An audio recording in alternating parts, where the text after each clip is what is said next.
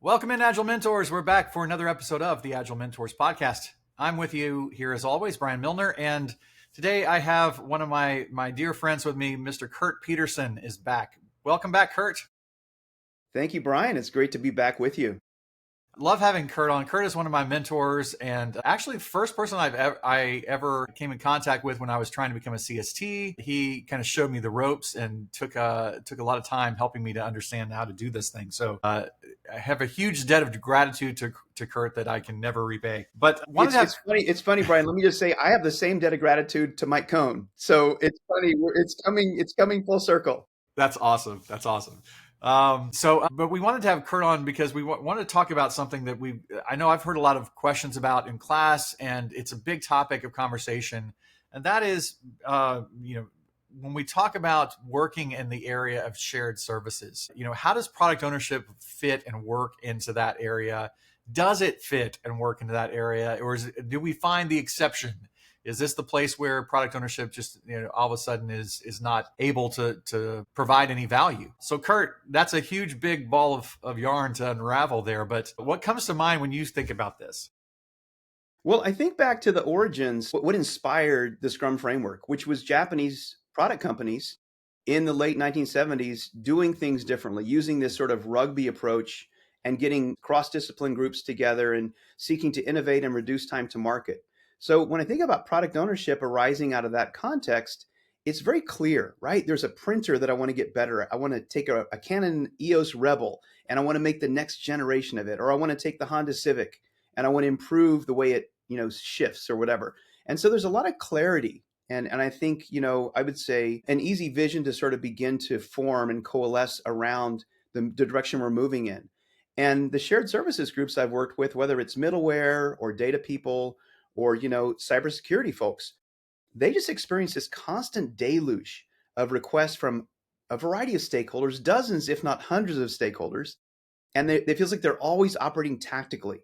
So helping those product owners that are leading shared services teams to shift out of the tactical and begin to think more strategically and begin to get more, I guess, proactive about how they meet requests and what they're going to offer and how they're going to offer it is sort of a challenge that I think I see many of my customers and clients up against. Yeah, I think one of the things I hear quite often about this is sort of, because in, for example, a product owner class or something like that, we'll talk a lot about understanding your customers and mapping out kind of personas and other things and how that influences our idea of value and then how you kind of rank value according to your backlog. And that to me is kind of where one of the friction points here in shared services is. You've got these demands coming at you all day, every day from all these different corners. And from everyone, it's urgent. From everyone, this is the most important thing. So how can you apply some of this product ownership mindset principle to scenarios where everything is urgent? Yeah. Those fundamentals, when something's coming in, how do we weigh it against other opportunities?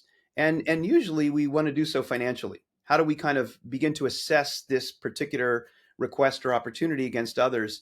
And when I teach product owner training in person, I hand out these little plastic covered pictures of currency. So I'll have like the yen, a yuan from China. I'll have a euro. I'll have all these varieties of currency. And I make them kind of cryptic. Like I'll choose one from, maybe one from Mongolia. And so I put this currency in front of them. I say, okay, rank these in order of value, translate it to US dollars. Which one's most to least important? And they struggle because I don't let them look at their phones, and they have to sort of think or be creative. And at the end of the activity, they realize, wow, I don't have a system for translating this currency into the currency that's universal, which is US dollars. And it gets them. It sort of sets the stage for this idea of scoring. Whether you're using RICE or some other scoring method, it sets the stage for that conversation, which is critical. How do you objectively assess what's coming in and make the choice on the next best thing to build? Yeah, that's a great exercise. I love that because it's a great picture there to understand as a product owner, you can't make those decisions in a vacuum. If you don't have the background, if you don't have the knowledge, if you don't have source information coming in, then no, I can't rank currencies, right? I've got to have expertise in those areas to help me understand those things. So Yeah, I love that exercise. That's awesome. One of the other things I hear a lot, quite often in the shared services space, is kind of the idea of, well, maybe this stuff is, maybe Scrum doesn't work as well in a shared services space because of the immediacy of all this stuff, and maybe we have to do Kanban versus Scrum. What's your opinion there? When I was at Capital One many years ago, shared services teams were adopting Scrum because that was the only game in town. This was 2005. And really, Agile was sort of, you know, very closely connected to Scrum because the Scrum and XP communities sort of were the members of the Agile Manifesto. And what Scrum teams end up doing is they say, we're going to have a sprint planning session and we're going to plan 10% of our capacity for something that is doable. And we're going to reserve 90% for unplanned work that's coming at us. And I see Scrum teams that retain Scrum and that want to leverage Scrum for shared services really just allow for a huge buffer of flexibility. But they also start to get curious about, over the last 2 weeks, we left 90% of our capacity open. We used all of it. And here's the top three, you could say, offenders, right? Top three requesters, top three sources of demand. And they really begin to get good at tracking where their money's being spent as a team. So they can go back to those stakeholders and say, look, if you want us to continue to serve you, give us some more funding. So I think Scrum teams can excel in shared service, applying Scrum in shared services. I just think there's some nuance to it. That's been my experience. I'm curious what you see too. Yeah, no, I think that's a great point. And I think that 90-10 kind of thing, the thing that concerns me, or that I always try to raise with people, is the whole concept of transparency and trying to understand the reality of what's behind this. So you make a good point. If we have top three offenders of people, who are the people who are constantly requesting things from us, it's important, I think, to stop and look at those things and say, how many of these things were things that could not have been foreseen, or things that we could not have planned in advance, and how many of these things are things that really were just kind of urgent, pop up day by day. We've got to handle these things as they come in, and don't take for granted, I don't think, would be my advice to people, that all the things that people are requesting of you are, kind of urgent day by day things. There's probably a lot of those things that could have been foreseen and could have been planned, but it takes kind of that after action of retrospecting and trying to figure that out to know the difference. Beautifully put. I totally agree. Yeah.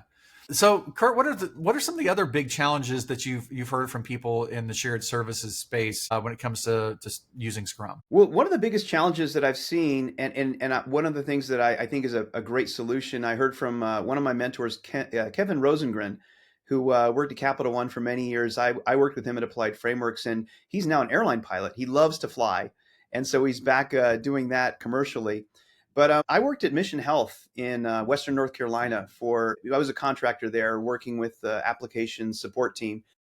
And I kept using the word intake management. And Kevin got really his kind of the back hairs in his neck kind of bristled and his hackles went up. And I'm like, come on, Kevin, what's wrong with intake? And he said, intake implies passivity. You're just kind of standing there waiting for things to come at you. He says, I want my product owner to be proactive. I want them to have a vision, a mission. I want them to be out in front of the problems. And so I think one of the biggest challenges for shared services is really taking ownership of the team and really being a financial custodian for the investment that the company's making in that team and being more proactive. In Kanban, we have this term called shaping demand. And this idea of shape demand implies proactivity. So I'll give you an example. I was at Collins Aerospace working with a middleware team, and they did some demand analysis. They kind of diagnosed their backlog, what's in it. And they started to realize they weren't tracking an important backlog item. Speaking of kind of unplanned work, there were people that ask him for advice or consulting. And they realized over a period of weeks or months that a lot of their capacity was kind of leaking or going out via these consulting hits that they took. Give us advice on this, give us advice on this. And maybe it'd be 3 hours here, 4 hours there, but it would add up. And they realized, hey, we can get more active if we create a knowledge base, if we have some protocols about how we receive this request, if we make them fill out a form. So those are some aspects of really taking ownership of your service and requiring certain, you could say, information or maybe levels of respect coming from the requester that begins to help you feel like you have more power than you might have thought last week or last month. Yeah. Yeah. That's a good distinction, because I agree there is sort of this reactive nature sometimes to that work. I mean, if I'm a, I don't know, if I'm a back end shared services team and we're fulfilling requests on a daily basis of people to build servers and, install things or whatever, it can feel an awful lot like we're just reacting to what people are giving us. So that, I agree, that's a huge challenge of when you're that kind of product owner. How do you come up with a vision? How do you understand? I get those questions all the time, especially for things like sprint goals, those kinds of things. Do we have a sprint goal when what we're doing is just kind of taking things in and responding to people? What do you think are the keys to people becoming more proactive than reactive as a shared services team?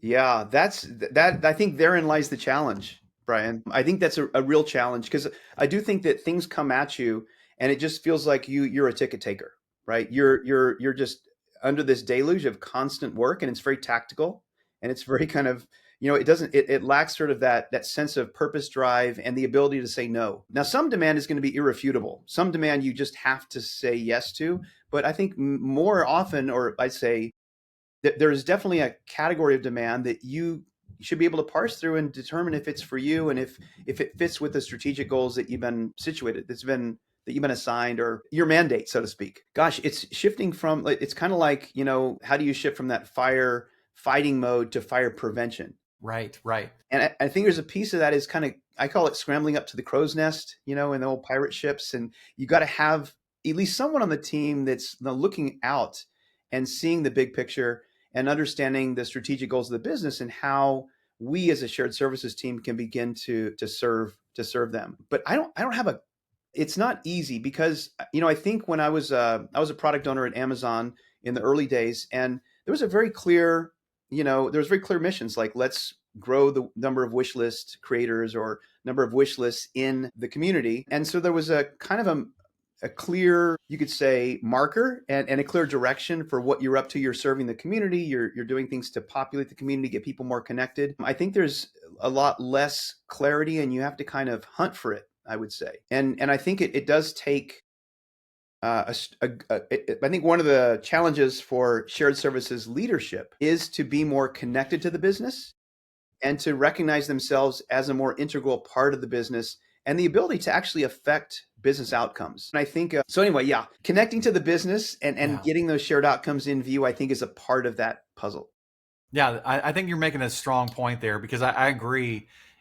That's sometimes I think that the challenge in that space is you do feel sometimes very disconnected from the business goal, because it's not as clear as gain this new set of customers or service this new clientele or anything. It's more support based, it's more infrastructure based. If we don't do our job in that space, then we can't enable the other groups to do what they do well. But that's a layer of abstraction, really, even from what the business has as its goal. So I think that's an important point. Is if I'm that kind of product owner, I want to make sure that what we do is tied into the business objective and trying to understand fully what it is we're trying to do as a business and how we support that. We talked. I mentioned a little bit earlier about customers and that being kind of a friction point of understanding customers. And how does that relate in your mind when you're in a shared services team? Is there less emphasis on trying to understand who your customer is, if from product ownership kind of discipline, or is it just as important and we're not really understanding what we should be classifying as our customers? I think it's the latter, Brian. I definitely think it's the latter. When I was working with this 50-person division at Mission Health, because Mission Health got acquired a couple years ago, there were requests coming from every department in the hospital system. I mean, there was clinics, there was oncology, there was radiology, there was all this. There was this huge landscape of stakeholders that, again, felt like my thing's the most important.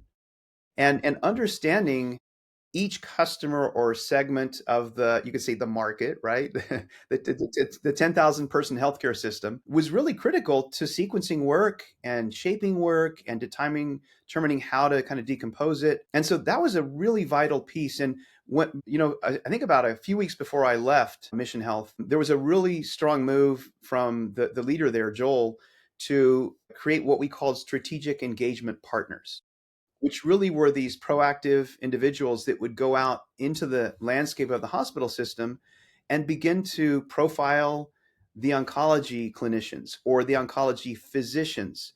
And so by doing that, it started to kind of get them to put a finger on the pulse of the bigger, really the customer, which was a variety of customers, but it also helped them recognize, okay, this quarter, as a healthcare system, we're falling way behind in MRIs or radiology services. And so we better give some extra attention to that. So let's ensure that that's part of our goal this quarter. And so it really, that strategic engagement with the customer is I think as critical as it is when you're selling a camera or a car. Yeah. Yeah. Yeah, that's awesome.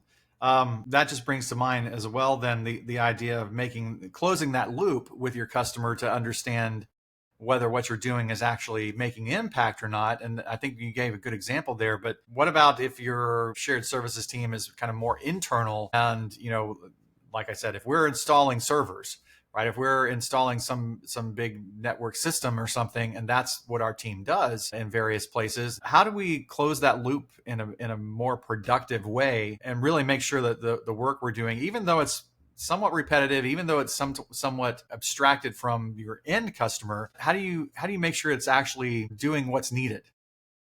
Yeah, I love that question, Brian. It's a fantastic question. So I live in Canada. I moved here 5 years ago. There's a data center of excellence for the government of Alberta. And the leader of that data center of excellence, a guy named Donnie, he came to one of my product owner trainings and he started to kind of put pieces together that I want my 30-person data team to be equipped to not only go out and service, the community of the ministries. There's like 26 ministries, like health, education, kind of like departments here in the US, to service them, but also to help recognize that what we're providing is impacting the bottom line of the ministries. And in some cases, it's harder than others. I mean, I'll just like the Ministry of Healthcare, for example. If a data center of excellence can go in and be a strategic partner for that data for the healthcare ministry, they can begin to formulate a strategic plan for how they use data. They can begin to equip them with dashboards and other information, other data products, and they can tell a story to the bigger organization that's allocating funding for the data center of excellence. So his drum that he beats is he wants his people to be able to go in and engage strategically and be able to tell a story about the impact they have. Now, some ministries are so busy and so inundated with work, they just want a dashboard.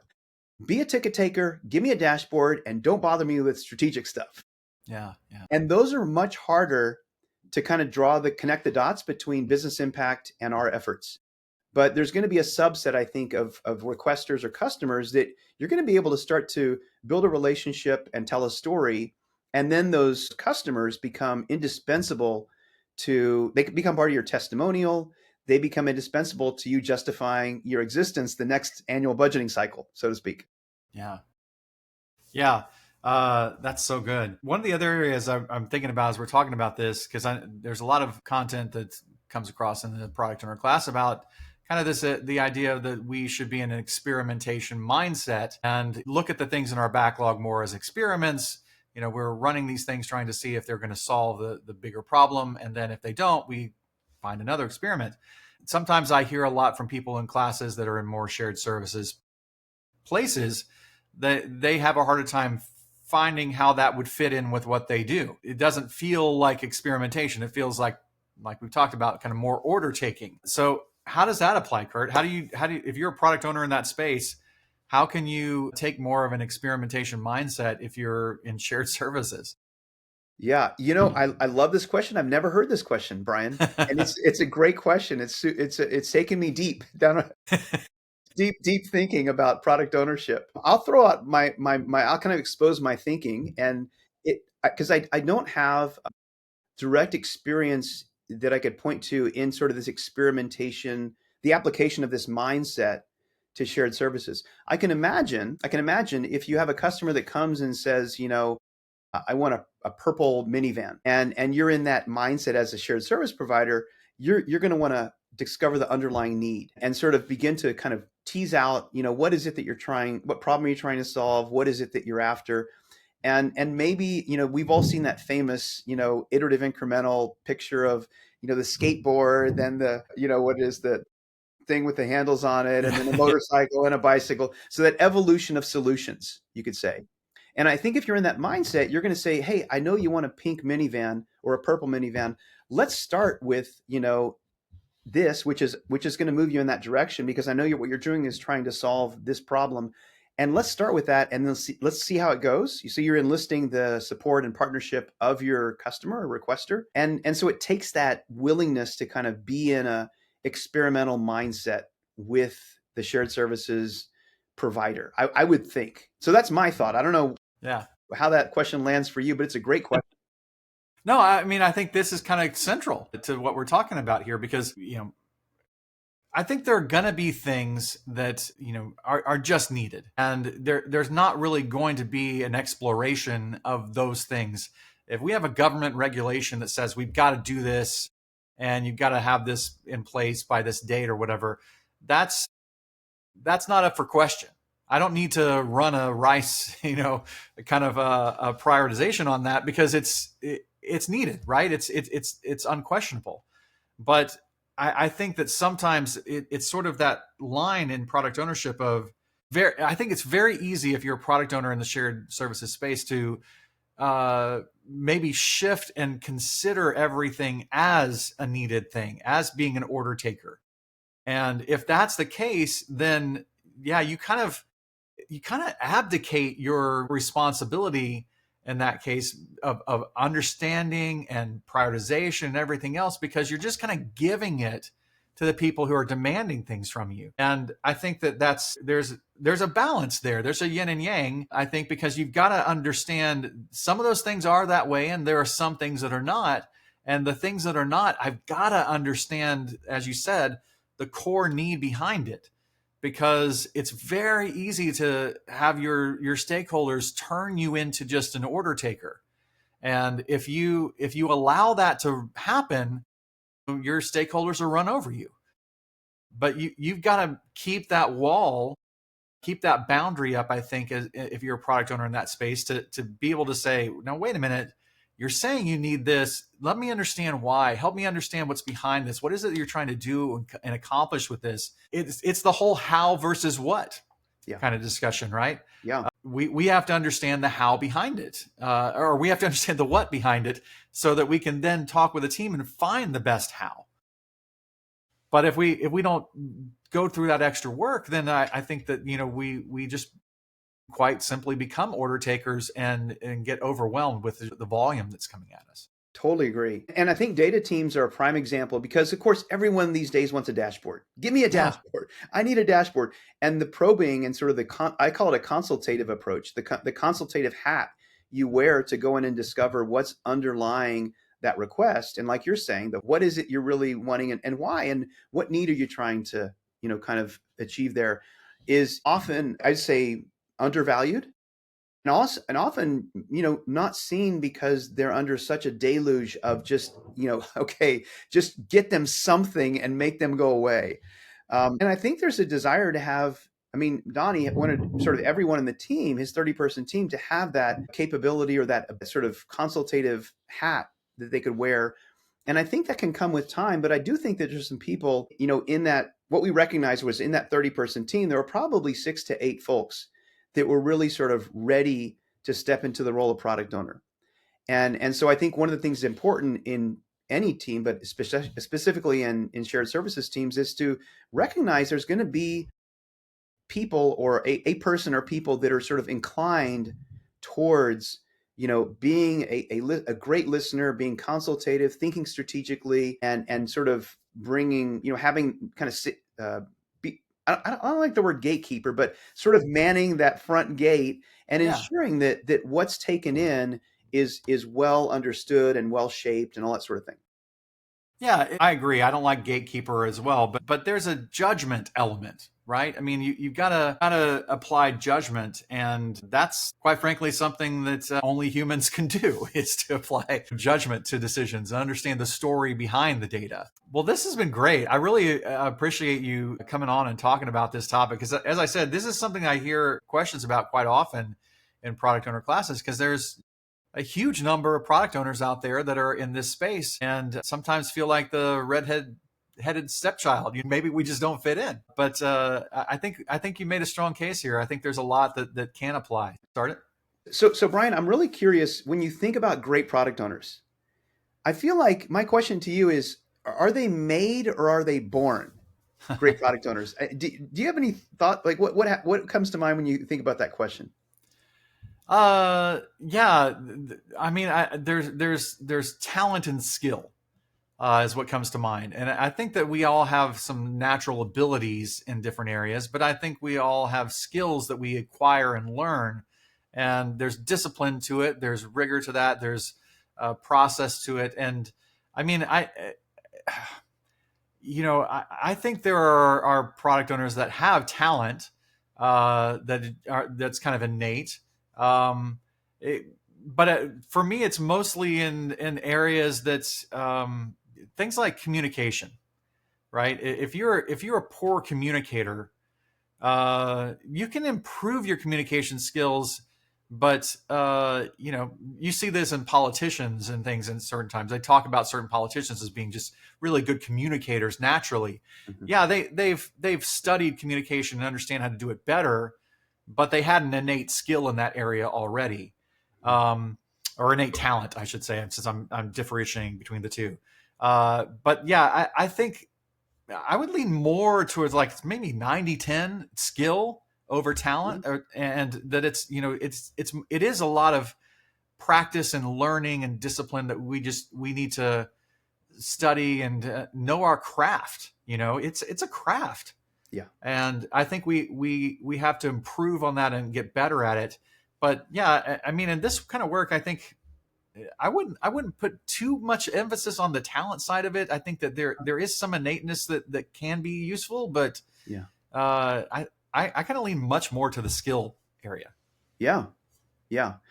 So Donnie's got this 30-person team, and he suspected there were 6 to 8 that were suitable candidates to kind of go into a multi-week cohort to kind of become sort of more seasoned or sort of competent product owners.